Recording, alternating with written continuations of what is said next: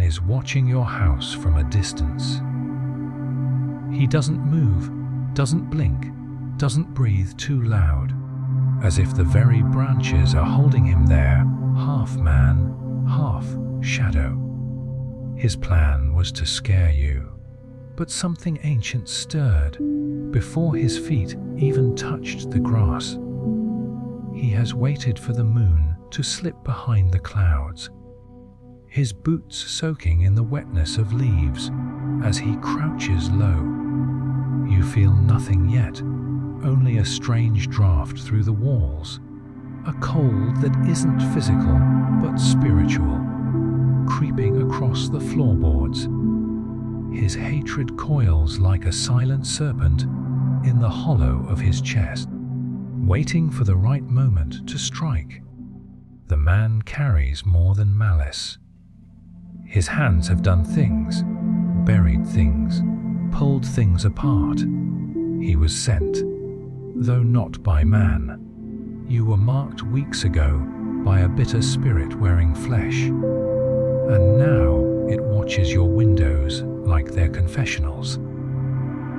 But what he didn't see, what he couldn't prepare for, was the presence circling overhead. The wind hisses through your gutter like a warning. The lights flicker, but not from any earthly shortage. A pulse beats in the walls, and though your ears don't hear it, your soul begins to stir. You're being drawn by something above, something beneath. Both forces claiming their right to speak first. God says the man was not your first enemy, only your most recent. There were others who whispered in rooms you never entered, cursing your name with envy masked as praise. But their curses reached deaf ears in heaven. Your name is not spoken in rooms of jealousy anymore. It is etched into the sword of angels. His feet shift again. He feels it now. Not your fear, but resistance. A thickness in the air, not unlike smoke, but with the sharp bite of judgment. He thought you were alone. But he doesn't understand that even when your house is still, the hosts of heaven line your roof like silent sentinels. The trees bend behind him, though no wind passes. His spine locks. Something is watching him now. Beneath your floorboards, a hum begins. Not the sound of pipes, not wiring, but something older, like stone grinding against stone beneath an altar long forgotten. Your lineage is waking up. Your grandmother's prayers, your mother's hidden tears, your own silent battles. They echo now, and the earth answers back. The man smells iron in the air and doesn't know why. He feels the weight of something eternal pressing down, and his plan, to scare, to break, to destabilize, shakes inside him like rotten timber. He swears he saw someone standing by your door. He blinks, and they vanish. Archangel Michael says the air around you has been claimed by fire. Not a fire that consumes flesh, but one that scorches lies, manipulations, and half-hidden betrayals. The Watcher was not sent to kill you. He was sent to kill your confidence. But the very ground beneath him turns traitor now, reporting his every breath to the angels. You walk to the window, not knowing why. Something in you has shifted. No fear rises. Instead, the pulse of divine memory awakens in your chest. You see nothing out of place, but the hairs on your arms rise like soldiers being called to war. Somewhere outside, the Watcher curses under his breath, unable to move forward. A mist begins to rise, not from temperature, but from intervention. The boundary has been crossed. His intent has been logged, and judgment has begun to coil its chains. He tries to retreat, but the road behind him is gone. Where once there were trees, now there is only white. Blinding, endless white. He turns in circles like an animal in a burning cage. You haven't seen him yet, but your soul has already issued its response. God says this night was always coming. The ones who thought you would break under isolation, under accusation, under fear. They do not understand who wrote your name in the book of unbroken things. The watcher has become the watched, and the presence guarding your life is older than blood. The street lamp across from your house bursts silently. No sound, just a brief light flare and then cold darkness. The watcher ducks low, eyes wide, heart clenching with panic. He whispers curses to whatever forces are making this happen. But his voice shakes now, and he is beginning to understand. He has stepped onto holy ground. In the heavens, a trumpet is lifted. Though it is not blown yet, it waits poised. You turn from the window, unsettled but unharmed. The man crawls backward into the wet leaves, but they seem to grab at his coat like hands from the underworld. His breath fogs the air, and the fog twists into faces only he can see. Michael says this is not about the man. This is about what he represents. He is a symbol of the plot that failed, a weapon that misfired. The fear they hope to plant in you has returned to sender, magnified by fire and sealed by light. The ground swells beneath him once, then again. The soil resists him, the air hardens. His mind begins to fracture beneath the weight of seeing what humans should not see. He begins to sob, confused, terrified, no longer brave. His weapon, hidden in his coat, melts into steam. You sleep tonight because heaven will not sleep. You rest while judgments stir in unseen rooms.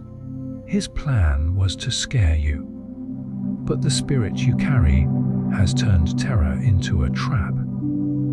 The watcher vanishes by dawn, running from what he cannot name, his eyes burnt with visions, his ears ringing with silence. And you, unaware still of the full war you just survived, wake with clarity in your soul.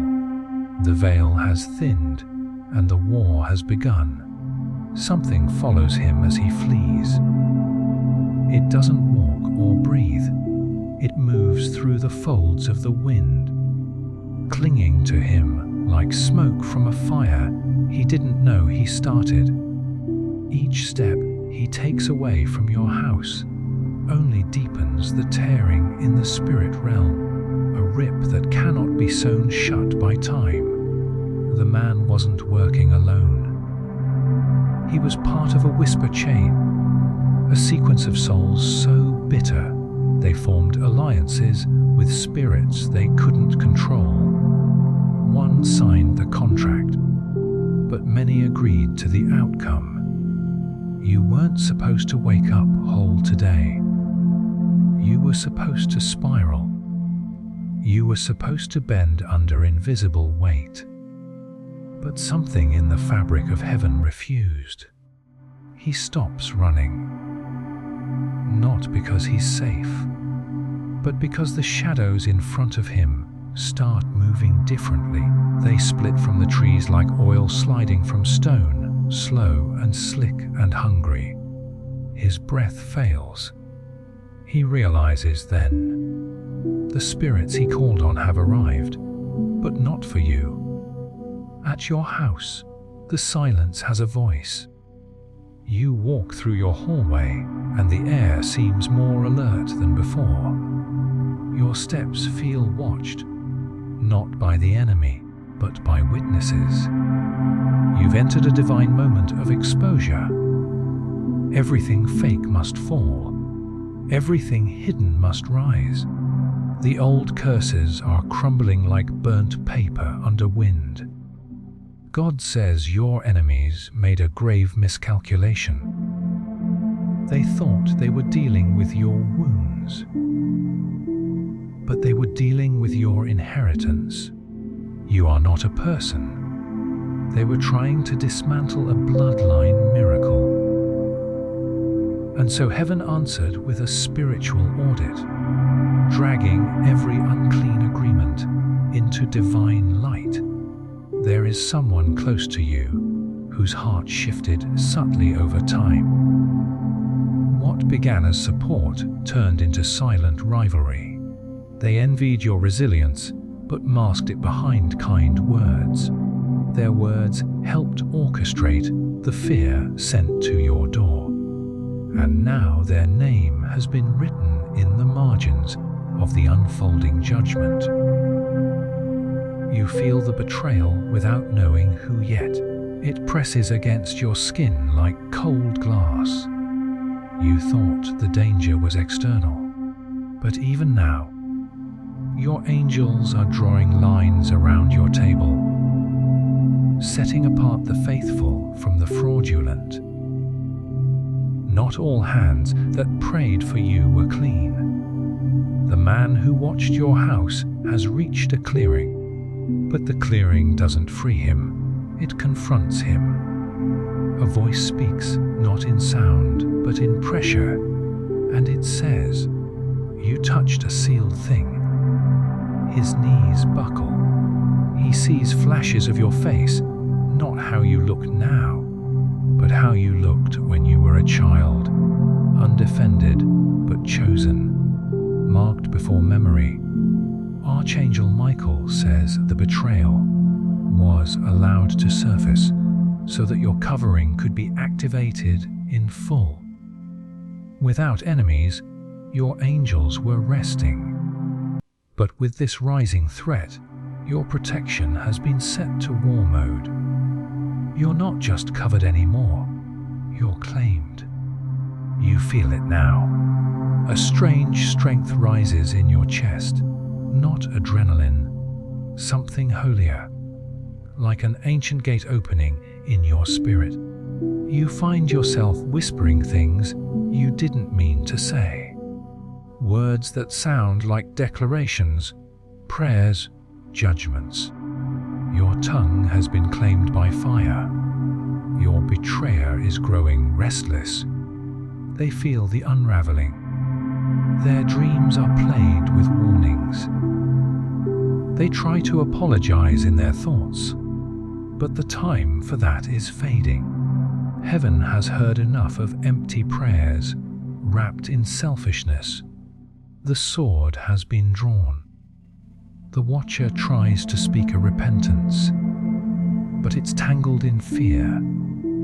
He wasn't just trying to scare you. He wanted to open a door, a spiritual door, a breach. But instead, he triggered a reversal. Now, the door is open, but not to you, to him. And the things coming through are not friendly. At your home, the atmosphere thickens. You feel watched still, but not by evil. You feel watched the way a soldier feels watched before battle. When the commanding officer is deciding what weapon you will become. You are the battlefield now, and your life is the prize. God says your silence was never weakness. It was gathering. What you didn't say, heaven recorded. What you didn't defend, angels stored. What you wept over, the throne absorbed. Now the silence breaks, and everything you didn't scream becomes a spiritual verdict. The betrayer calls you today. Their voice shakes behind normal words. They want to check in, but they are really checking if the consequences have started. Their spirit is trembling under the weight of what they see hovering over your house in dreams. You don't answer, not because of bitterness, but because divine silence is your shield now. You will not respond to what heaven is already addressing. You will not undo what angels are doing. Michael says you were a threshold, and every time someone dishonored you, they dishonored the threshold to their own blessing. You didn't lose when they left. You were spared. The man falls to his knees in the clearing. He sees flames in the trees, not consuming fire, but witnessing fire. Fire that records, fire that confirms, fire that seals. His life will never be the same, not because of what he tried to do, but because of who he did it to. The betrayer tosses and turns tonight. Their peace has departed, not because you cursed them, but because the spirit around you has begun to defend you. And when the Spirit defends, even the atmosphere rebels against your enemies. You sleep lighter now. Your dreams carry weight. You walk through strange places in the night, sometimes deserts, sometimes oceans, but always watched, always guided. Your soul is being trained for dominion, because the one who was sent to scare you accidentally ignited your commissioning. You wake with a sentence in your heart, though you don't know what it means yet. But heaven does, and the sentence is not a phrase, it is a decree. Your enemies are scattering. The betrayal is surfacing. The shadows are shifting. The war is turning. You don't know yet what was broken last night, but something is missing from the atmosphere. The heaviness that once sat in your chest like a cold stone has vanished. What remains is tension, not fear, but the stretch before something divine touches down in full force. The silence you wake to is sacred. Across town, the man who watched your house vomits into a drain, unable to hold the weight of what entered him. He thought he was powerful. He thought darkness obeyed him. But the spirits he entertained have found in him a better host than he intended, and now they are feeding from his soul like wolves from a wound. The betrayer stares into a mirror, startled by how tired they look. Their own reflection avoids them. What they thought was harmless, an alliance built on gossip and spiritual sabotage, has turned volatile. The atmosphere around them is cracking. Something divine is circling, and it has your name in its fire. You rise and don't speak. The silence around you has become more than absence. It is the waiting breath of heaven. Your steps feel deliberate. The floor beneath you is no longer just wood and nails. It is a map of consecration. You live in a battlefield disguised as a home, and the angels have not withdrawn. God says your endurance has provoked a heavenly reckoning. You did not strike back, but neither did you fall. And so, what was planned to break your mind will now be used to break open your inheritance. There is a sword behind the silence, and it swings for justice, not revenge. In another realm, Archangel Michael stands at a gate. His wings do not move, yet the wind circles him. His eyes are locked on a scroll bearing your bloodline's seal. He has read your entire story. The betrayals, the prayers you whispered while shaking, the forgiveness that cost you everything. And now he lifts his hand. A trumpet sounds, but only in the spirit. Its note is low, barely heard by human ears, yet your soul shivers. You pause in the hallway and lean against the wall, not from weakness, but recognition. Something has started. The divine response has begun. What they tried to summon has been reversed and turned into fuel for your rising. The betrayer drops a glass. It shatters without touching their foot, but their heart feels the break anyway. Every alliance built in shadow is fracturing. What they said in private has taken form. Their tongue, once so smooth, is now heavy. The spirits that fed on their gossip have returned to collect their due. Michael says the sword is not drawn for death, it is drawn for division. To separate what is holy from what is false. To cut cords that were disguised as relationships but functioned as leashes. You will not be pulled back into who you were. You are being separated, not out of punishment, but preparation. You feel pain in your chest, not physical, but sacred, a heaviness that feels like being peeled open. Your soul is being inspected, not judged, recognized. Angels walk your hallways at night, not with weapons now, but with scrolls and ink. They are recording what is yours. God says this season is not just about survival.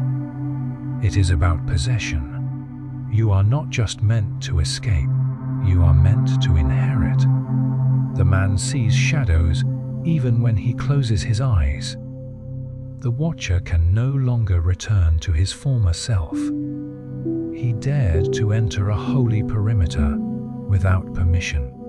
Now his life is being repurposed for divine judgment. He has become a marker, proof that what touches you unjustly will bleed consequence. Your betrayer's dreams have become sermons. They wake up panting, remembering your face, your voice, your name, spoken now with regret, but it's too late. The sword has been loosed. You did not beg for justice. You lived through injustice. That was enough. Michael watches you now, not from afar, but near. His presence would normally incinerate the room, but he is cloaked in shadow light, a divine veil. He observes your breathing, your movements, your posture. You have passed a test only heaven truly saw.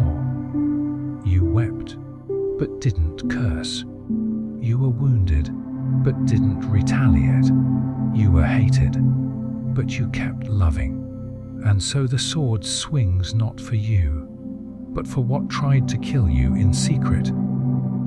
In the spirit, a curtain has been torn. Your name is written in flame across a chamber unseen to man. Those who once laughed are now silenced by fear they cannot explain. The atmospheres around your enemies are changing. The very air betrays their comfort. They sense that something divine has risen, but they don't know how to outrun it. God says your destiny was locked in place the moment they plotted. Their schemes lit a beacon in heaven, and you became untouchable by accident.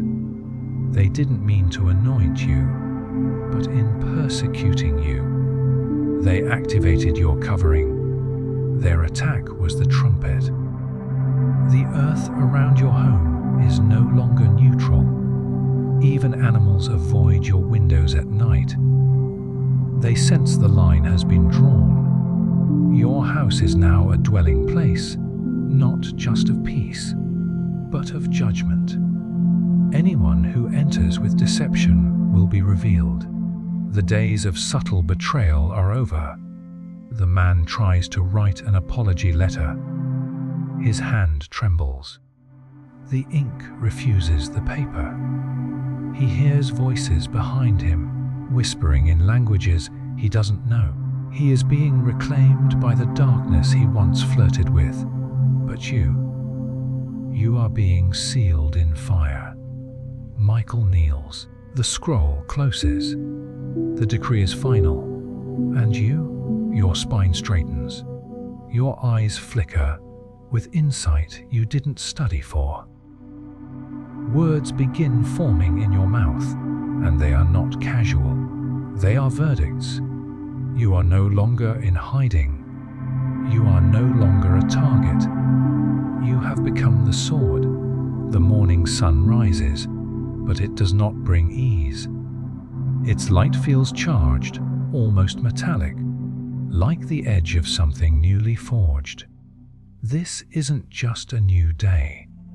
It's a confrontation. You step outside, and the sky seems to breathe. Something holy has cracked open, and the earth beneath your feet knows it. A bird drops dead mid-flight over the man's roof. He watches in stunned silence, unable to speak, the terror choking his throat. He thought he had time to undo, time to cover, time to distance himself from what he started. But heaven does not work on man's calendar. The fire he summoned by mistake now demands its due. The betrayer hasn't spoken in hours. They sit alone, surrounded by comfort that no longer comforts. Everything they used to manipulate outcomes, charm, influence, subtle guilt, feels like poison now. Their mouth is filled with dust. Their heart trembles each time your name passes through their thoughts. Something they tried to erase has returned stronger, crowned with light. God says they forgot who they were dealing with. You are not simply a person. You are the consequence of every unsurrendered attack. You are the living proof that what they meant for harm has mutated into spiritual authority. They opened a gate, and now judgment walks through it on your behalf. You dreamt last night, but it wasn't a dream. You stood in a room made of glass and flame, and across from you, seated on a throne of thunder, was the embodiment of divine justice. No face, just presence. You didn't speak. You didn't need to.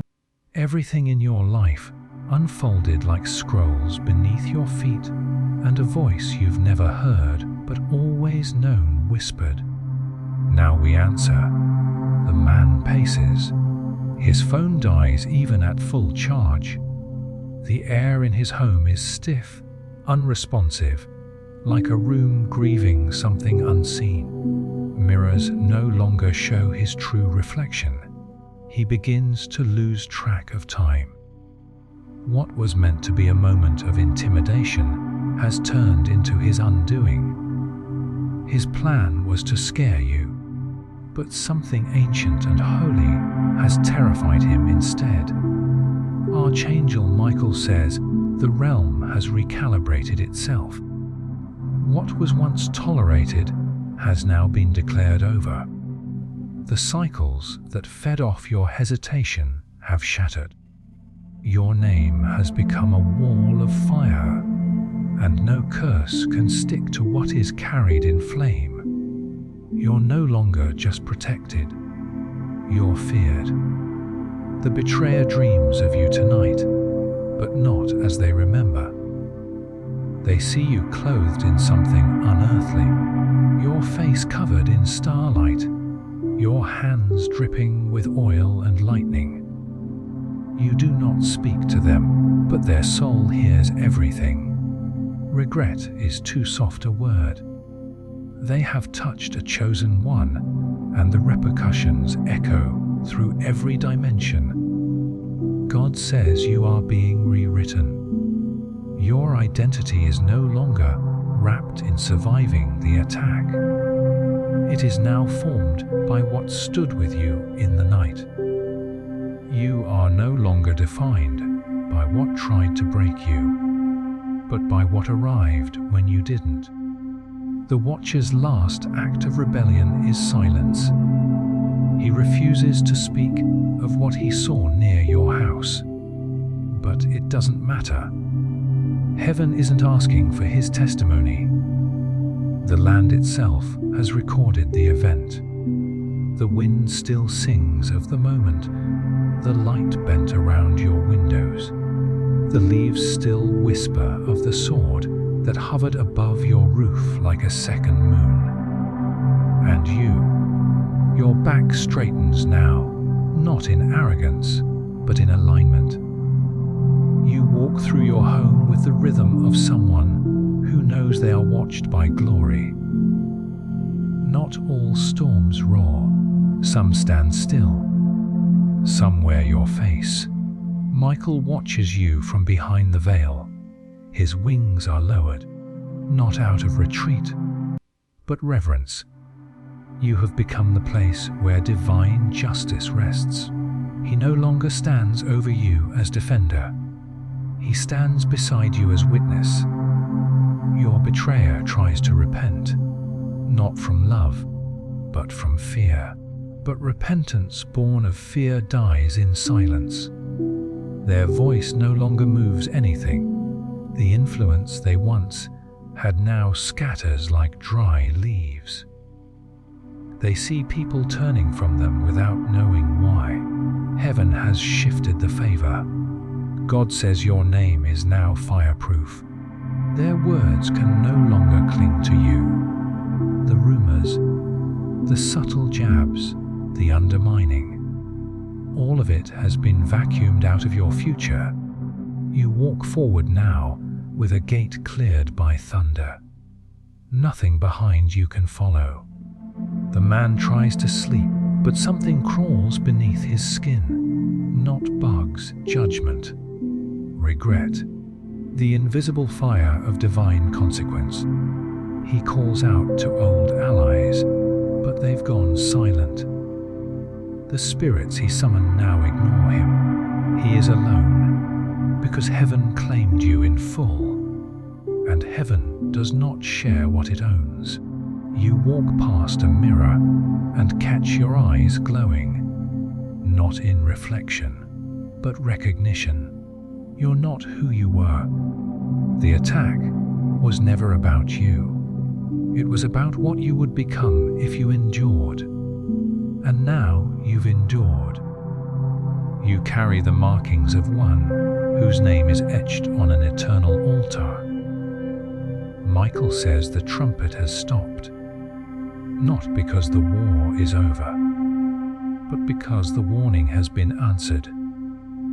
What was meant to shake you has awakened you. The fire they lit has become your weapon. The betrayer cries in the middle of the night. No one hears. No one comes. What once protected them has lifted. They are exposed. Not because you wanted vengeance, but because God demanded truth. And the truth is this: you are not fragile. You are not finished. You are not forgotten. You are fire.